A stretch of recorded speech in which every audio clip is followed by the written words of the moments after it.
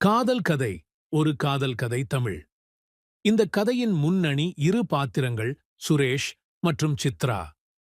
சுரேஷ் ஒரு சிறந்த தொழில் முனைவோர், புத்திசாலி மற்றும் சிரித்தாலும் மனதில் தனக்கென ஒரு பிழை இருப்பவன். சித்ரா ஒரு அழகான பத்திரிகையாளர், தனிப்பட்ட வாழ்க்கையில் பல்வேறு கஷ்டங்களை அனுபவித்தவள். ஒரு நாளில் சுரேஷ் தனது புத்தகம் வெளியிடுவதற்காக ஒரு நிகழ்ச்சியில் பங்கேற்றபோது சித்ரா அந்த நிகழ்ச்சியில் பத்திரிகையாளராக பணியாற்றிக் கொண்டிருந்தாள். இருவரும் முதலில் காட்சியில் மொத்தமாக சந்தித்தனர். சித்ரா சுரேஷின் புத்தகத்தைப் பற்றி நேர்மையாக விமர்சனம் கூறும்போது சுரேஷுக்கு அவள் திறமை மற்றும் அன்பான மனம் பிடித்தது. அந்த நாளிலிருந்து சுரேஷ் சித்ராவுடன் அதிக நேரம் செலவிட ஆரம்பித்தான். அவள் ஒரு பெரிய கோவிலுக்குச் சென்று சுரேஷின் மனதை மாற்றி அவனுக்கு ஒரு நம்பிக்கை அளித்தாள்.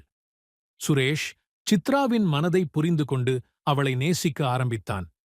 இருவரும் நேரம் தழுவி பழகிக் கொண்டிருந்தபோது சித்ரா ஒரு நாள் திடீரென ஒரு பெரிய வேலையிலிருந்து வெளியேற வேண்டும் என முடிவெடுத்தாள். சுரேஷ் அதை நம்ப முடியாமல் அதிர்ந்திருந்தான்.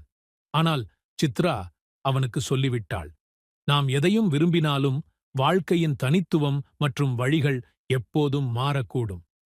சுரேஷ் சித்ராவின் சொல்லியவற்றின் பொருளை புரிந்து கொண்டு அவளை மறக்க முடியாமல் வாழ்ந்தான்.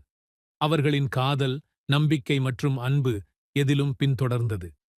இந்த கதை காதல் என்பது எளிதானதாக இல்லாமல் ஒருவரின் மனதை முழுமையாக புரிந்து கொள்வதும் ஒருவருக்கொருவர் தாங்கி நிற்பதும் அவசியமான ஒரு உணர்வாக இருக்கிறது என்பதை நமக்கு கற்பிக்கின்றது.